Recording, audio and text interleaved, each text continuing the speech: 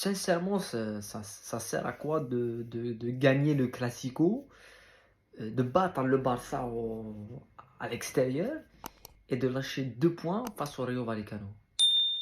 C'est quand même assez surprenant. Les amis, soyez les bienvenus à ce nouveau débrief. Match nul entre le Rayo Vallecano et le Real Madrid dans un derby madrilène. Vallecano-Madrid, c'est un derby. Hein. Et on a parlé hier du Barça et de cette victoire face à Sociedad où tout le monde a continué quand même à critiquer Xavi, à critiquer le fait que le Barça n'a pas joué comme le Barça, même si c'est assez révolu. Hein. Maintenant, toutes les équipes jouent comme le jeu que dévoilait le Barça il y a 10 ans. C'est la norme maintenant et que Sociedad est bien meilleur que le Barça, est bien meilleur que beaucoup d'équipes. Hein. Sociedad, il faut le dire, c'est Sociedad qu'il faut mettre en valeur et pas le Barça. Mais ce soir, l'équipe qui a quand même passé à côté, c'est la Real Madrid. Et ce soir, on est revenu à ce qu'on disait même lors du Classico. Et on s'est appuyé sur Ancelotti pour dire que la victoire du Classico, c'était plus la victoire des joueurs, même si c'est lui qui fait du coaching, mais il fait rentrer Kamavinga et Modric, qu'il aurait pu les utiliser bien avant. Mais c'est vrai qu'il a eu quand même, on doit lui rendre on doit lui rendre ça en, pour lui, hein, parce que c'est quand même lui qui fait les changements, mais le Real, c'est beaucoup plus les individualités avec Vinicius, et il faut que je dise quelque chose, parce qu'il faut qu'on dise des choses.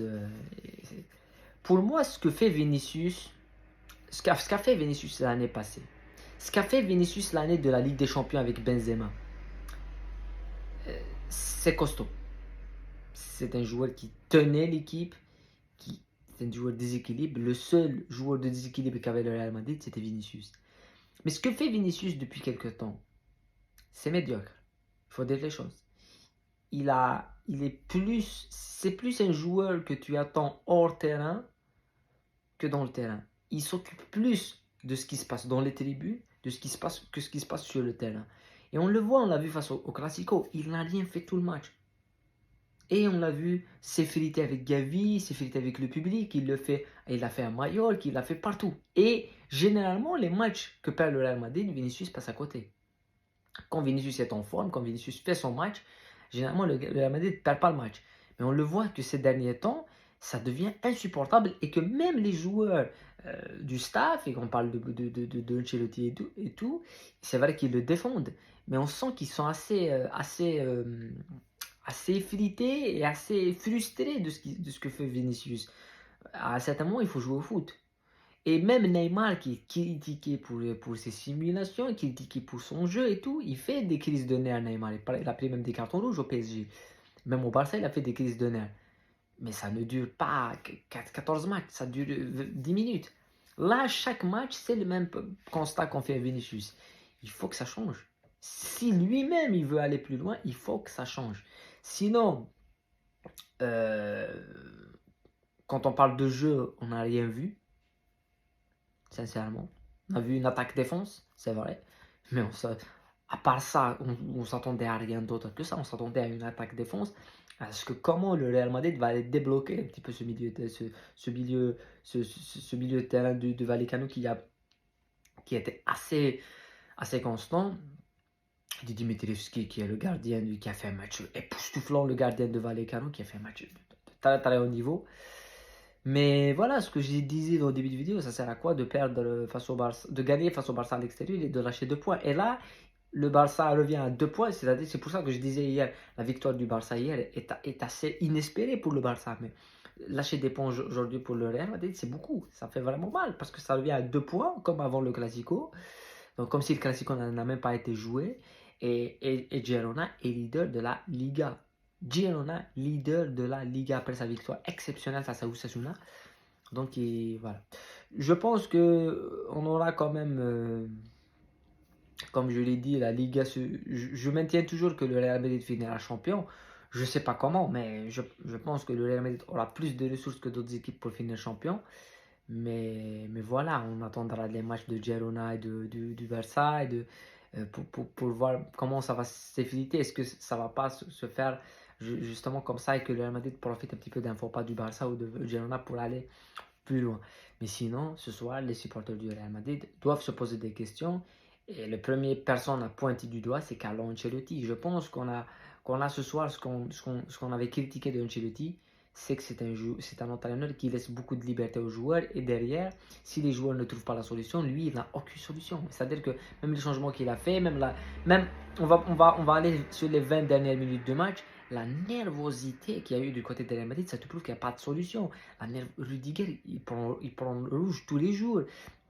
Vinicius, il s'effrite. Sur la dernière action, ça sert à quoi d'essayer de jouer dos au but à 60 mètres de but uniquement pour entrer en guerre avec l'autre joueur? La nervosité qu'il y a eu dans ce match, c'est assez démonstratif de ce qu'a vécu ce soir le Real Madrid et Vallecano qui a fait son match. L'année passée, ils ont fait 0-0 au Barça. Tout le monde rigolait, mais on savait que c'est une équipe sérieuse. Et de toute façon, en championnat d'Espagne, toutes les équipes sont sérieuses. Depuis X temps, toutes les équipes sont sérieuses. Mais bien sûr, depuis que l'arrivée d'une génération qui suit les matchs sur TikTok, Sociedad c'est des tocards. Athletic Bilbao c'est une équipe que tu dois battre à 7-0, alors que non. Tu bats pas Bilbao 7-0. Ça arrive une fois. Non, tu les bats pas 7-0. Tu les bats même pas en réalité. Valence et tout. Mais bon. Il faut aller voir les matchs et tout, mais ça, c'est trop demandé pour des gens. Je ne parle pas à vous, hein, je parle à une certaine génération qui suit les matchs sur Twitter et sur TikTok et qui va te critiquer X. Bellingham, il a mis doublé face au Barça. Mais il n'a pas fait un match exceptionnel. Il a fait le même match qu'il a fait ce soir. Quand tu vois le match que fait Bellingham ce soir, c'est le même match qu'il a fait au Barça. Sauf qu'au Barça, il a mis 2 buts. Et on a oublié tout ce qu'il a fait. Mais ce soir, vu qu'il n'a pas marqué, les gens vont dire il est nul. Alors que même face au Barça, il fallait voir le contenu. C'est ça qui est plus intéressant. Mais le football a changé, comme disait un certain Parisien. Voilà. En tous les cas, c'était un débrief que je voulais faire comme ça pour vous partager un petit peu puisque j'ai fait le Barça, je devais faire le Real. Si j'avais fait le Real, j'aurais dû faire. Mais en tous les cas, en Espagne, je fais toujours ces deux équipes. Il y a eu quand même un match en Allemagne que je voulais débriefer. C'était le Classiker entre Dortmund et Bayern avec la Tour de Londres, Harry Kane, qui est pour moi le joueur le plus sous-coté de l'histoire. Pour moi, on parle de Haaland, mais Harry Kane est 1000 fois mieux supérieur à Haaland. Il faut être aveugle pour ne pas voir ça, mais bon. Quand les médias te disent que c'est lui la légende, il faut les suivre. Hein. Voilà. En tous les cas, c'était assez intéressant de voir ça. On se retrouvera demain, évidemment, demain pour Chelsea-Tottenham. Le choc, le derby de Londres, ça va être un match. Certainement, ça va être un match épique. Pochettino qui revient à Tottenham. Et après demain, bien sûr, la Champions League avec peut-être début des qualifications et PSG qui se déplace au Milan. Prenez soin de vous, la paix sur vous. On se retrouve bien sûr dans d'autres débriefs comme d'habitude demain. Tottenham-Chelsea.